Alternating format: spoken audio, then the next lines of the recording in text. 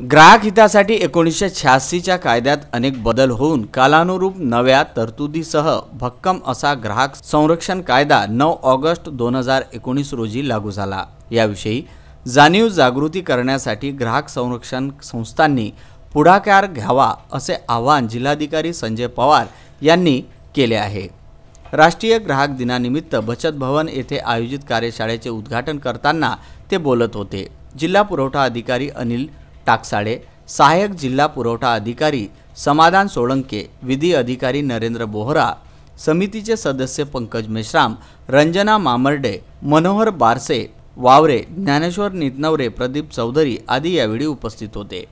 कायद्याविषयी जनजागृतीसाठी शालेय महाविद्यालयाच्या विद्यार्थ्यांचा सहभाग मिळून कार्यक्रम राबवावा, तसेच चांगल्या सेवा सुविधा मिळणे हा ग्राहकांचा हक्क आहे। यासाठी हक्काचे जतन करणारा हा नवा कायदा व्यापक व सर्वसमावेशक आहे, त्यामुळे याची माहिती सर्वदूर पोहोचवली पाहिजे असे विविध निर्देश यावेळी त्यांनी दिले।